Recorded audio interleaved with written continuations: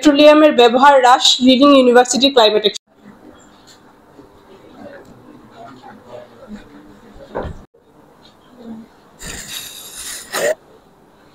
এখন আমাদের সিলেটের পরিবেশ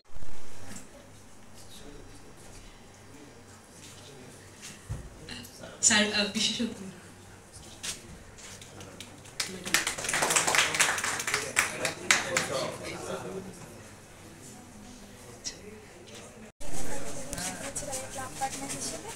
আমরা দুটো ক্যাম্পেইন করেছিলাম আর দুটো ক্যাম্পেইনের মধ্যে আমাদের সেকেন্ড ক্যাম্পেইন ছিল green town initiative, clean stall clean community. এই ক্যাম্পেইনটা মূলত ওই চিন্তা থেকে নেওয়া যে আমাদের টং দোকানগুলোতে প্লাস্টিকের কাপগুলো ব্যবহার করা হয়। তো যখন প্লাস্টিকের কাপগুলো ব্যবহার করা হয় এগুলোর ডিসপোজাল সঠিকভাবে সবসময় করা হয় না, যারা বায়োডিগ্রেডেবল আর যেটা আমরা জানি যে প্লাস্টিক নন বায়োডিগ্রেডেবল মাটি দূষণ ঘটায়, দুইটারই হচ্ছে একসাথে ডিসপোজাল হয় এবং যেখানে এটা ডাম্প করা হয় ওই জায়গায় মাটি দূষণ হয়, ফার্দার আরও হচ্ছে দূষণটা ছড়ায়। তো সেই চিন্তা থেকে আমরা ভাবলাম যে হচ্ছে যে এই নন বায়োডিগ্রেডেবল আর বায়োডিগ্রেডেবলকে হচ্ছে যদি আমরা আলাদাভাবে ডিসপোজাল করাতে পারি, এই টং দোকানদেরকে যদি হচ্ছে আমরা সচেতন করতে পারি তাহলে ওরা এই ব্যাপারটা যদি মেন করে এটা একটা ইম্প্যাক্টফুল স্টেপ হবে, যাতে হচ্ছে তারা যখন এই জিনিসটা বর্জ্য ব্যবস্থাপনা করবে প্লাস্টিকটা আলাদাভাবে হচ্ছে। বিশেষ করে আমাদের সান ব্লক করার কারণে যে আমাদের পুকুরের যে জলজ পরিবেশ আছে সেটা নষ্ট করে ফেলতে। তো আমাদের উদ্দেশ্য এটা ছিল যে পুকুরের ইকোসিস্টেমে কিভাবে রিভাইভ করা যায়, কিভাবে রিস্টোর করা যায়। তো সেজন্য আমরা আমাদের ইনিশিয়েটিভটা আর আমরা সেখানে হচ্ছে আমাদের ওটা পুকুরটা পরিষ্কার করা হয়েছে। প্রথমে পরিষ্কার করার পর হচ্ছে আমরা সাইন্সিন দিয়ে বায়ো প্রোডাক্ট তৈরি করছি।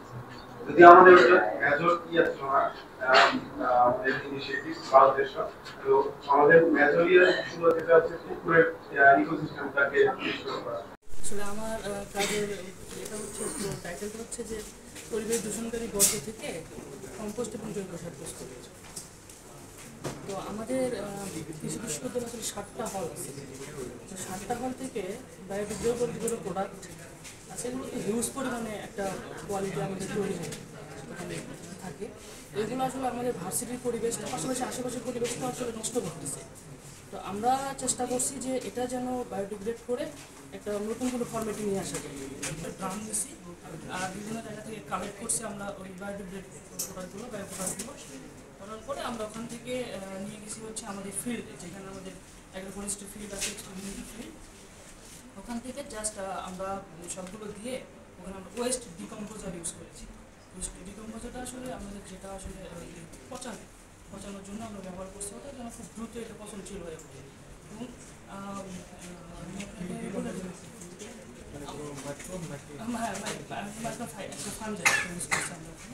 তো বাইরে থেকে দিতে হয়েছে যেন গন্ধটাও কম হয়, ইউনিভার্সিটি এরিয়া তো, আর গন্ধটাও কম হয় প্লাস দ্রুত যেন ওটা গন্ধ কম হয়।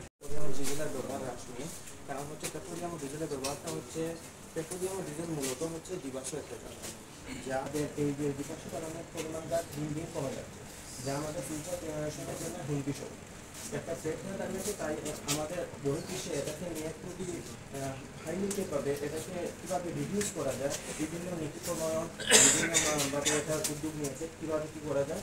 তো আমাদের দেশে এটা নিয়ে তেমন একটা কোনো উদ্যোগ নেওয়া হয় নাই। তো আমরা চাচ্ছি এটার মাধ্যমে মানুষকে যেভাবে সচেতন করা যায়, কারণ দিন দিন আমাদের দেশে বা বহির্বিশ্বে যদি আপনারা দেখেন দিন দিন গাড়ির পরিমাণ, যানবাহনের পরিমাণ বেড়েই যাচ্ছে। কনস্ট্রাকশন বলেন, শিল্প কারখানা বলেন, সব পরিমাণ দিন দিন বেড়ে যাচ্ছে বিভিন্ন উদ্যোগের ফলে। তো আমরা যদি এটা মানুষের মাঝে তুলে ধরতে পারি পেট্রোলিয়াম ও ডিজেলের ব্যবহার হ্রাসটা, তাহলে মনে করেন এটা সমসাময়িক ইস্যু আছে। সমসাময়িক ইস্যুটা এই ধরনের, কারণ এটা বর্তমানে যদি আমি একটা উদাহরণস্বরূপ আপনাকে দেখাই, দিল্লিতে কয়েকদিন আগে একটা বায়ু দূষণের ফলে কয়েকদিন আপনাদের একবারে কুয়াশা চাদরে ঢাকা ছিল, যেটা আপনারা সবাই জানেন। তো আমাদের দেশে যে এরকম হবে না তা কিন্তু নয়, আমাদের দেশেও হতে পারে। যদি বায়ু দূষণের পরিমাণটা আমাদের দেশে কমিয়ে আনা যায় তাহলে আমরা এই অবস্থা থেকে আমাদের মুক্ত হব। তাদের কাছে সম্মাননা প্রদান করা হবে, এটি আজকের অনুষ্ঠান এবং ওনারা এখানে উপস্থাপন করছেন। প্রেজেন্টেশন আছে, কিছুটা গ্যালারি অনুষ্ঠান, আমরা ওই সময়টা নিয়ে গ্যালারি উপস্থাপন করছি। আমরা দুটি ইউনিভার্সিটি, শাহজালাল ইউনিভার্সিটির এবং এগ্রিকালচার ইউনিভার্সিটির দুটি প্রজেক্ট দেখেছি। আমরা লিডিং ইউনিভার্সিটির একটা প্রজেক্ট এখন দেখলাম, এখন আমরা অন্য একটা প্রজেক্ট যাচ্ছি। সেখানে আমরা building agency of year action প্রজেক্টের ক্লাব পার্টনার হিসেবে রয়েছি। এখানে আমাদের দুটি কার্যক্রমের অন্যতম একটি হচ্ছে street crime show silence voice loud action. তো আমাদের এই কার্যক্রমের মূল লক্ষ্যবস্তু ছিল চারটি।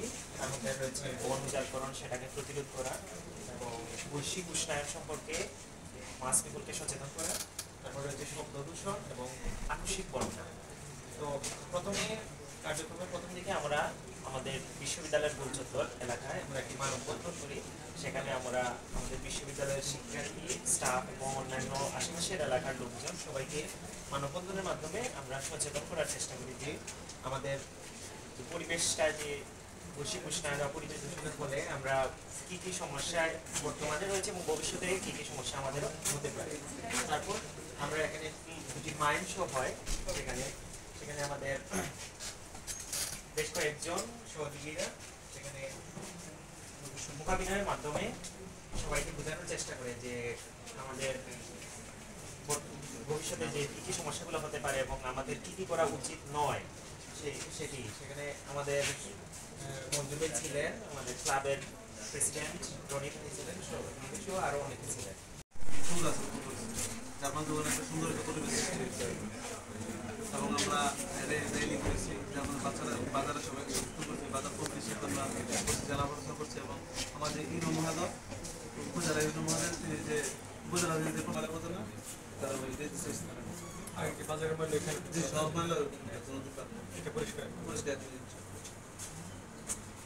ইনশাআল্লাহ ভবিষ্যতে আমরা এটা নিয়ে অত্র এলাকায় আমরা যত জায়গায় যত স্পোর্ট আছে মানে নদীর পাশে খেলে এগুলো কি করেন আপনারা কালেকশন হওয়ার পরে কি করতে ময়লাগুলা উপজেলা নির্দিষ্ট স্থান যে এখানে পুরানো হচ্ছে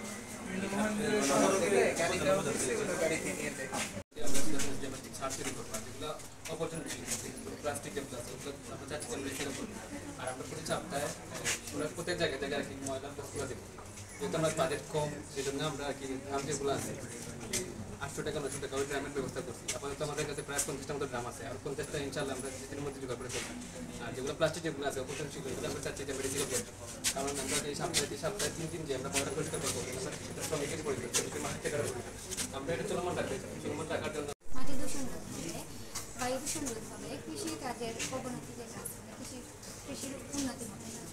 আমাদের যে স্থান দ্বারা নদীচড়া আমাদের পার্শ্ববর্তী গ্রাম বালিকর এলাকা ওটা নদীচড়া দ্বারা আমাদের পরিবেশ দূষিত হচ্ছে। কি দ্বারা? নদীচড়া আচ্ছা, ওই বিসি থেকে পাশ দিয়ে যে ছড়াটা আসছে। আচ্ছা, হ্যাঁ, ওখান থেকে আমাদের পরিবেশ দূষিত হচ্ছে। ওখানে প্রথমে আমাদের গণ্যমান্য আমাদের ইউপি সদস্য ওনাকে নিয়ে সবাই আলোচনা সবার মধ্যে পরবর্তীতে উনি বাজার মালিক সমিতিকে সাথে নিয়ে স্যার চেয়ারম্যান সবাইকে সাথে নিয়ে আলোচনা সবার আয়োজন। তারপর ওখান থেকে আমরা ইউনো স্যার কাছে যাই, ওনার সময় চেয়ে নেই, ওনার সময়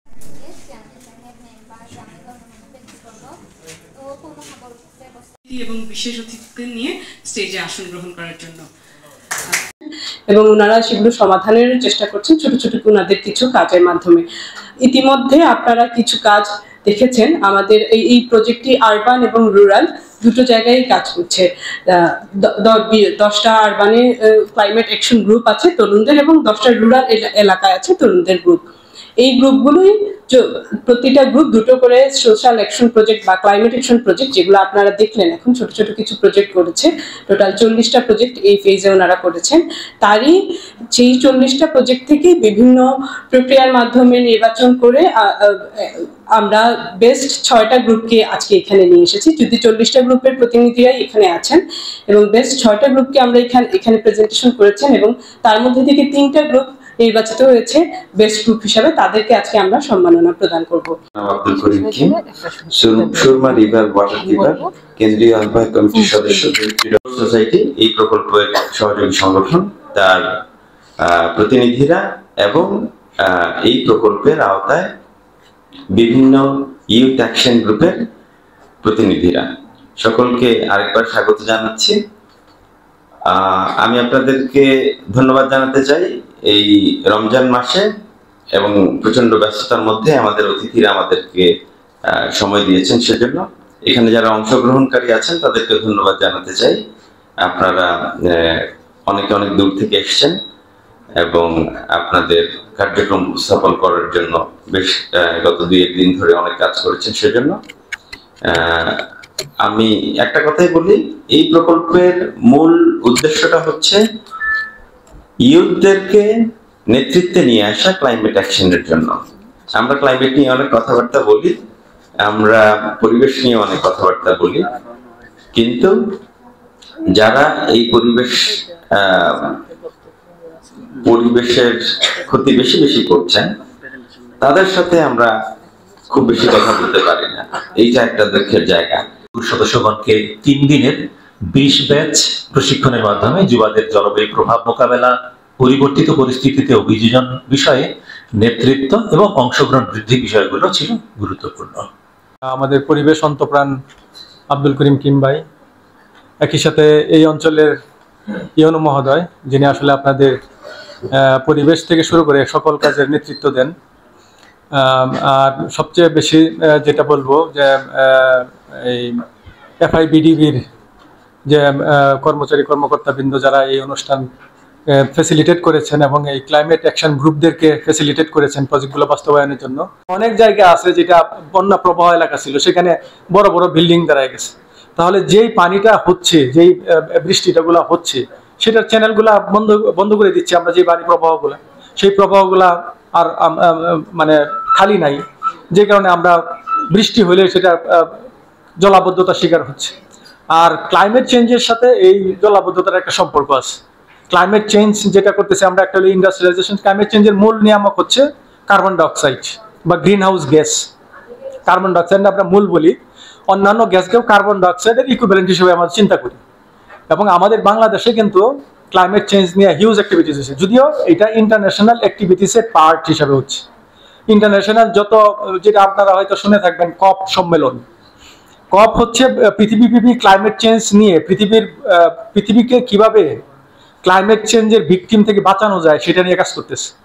কারণ কপের যে সিস্টেম, সেটা সর্বশেষ কপ হইল আমাদের আজারবাইজান বাকুতে 29তম কপ।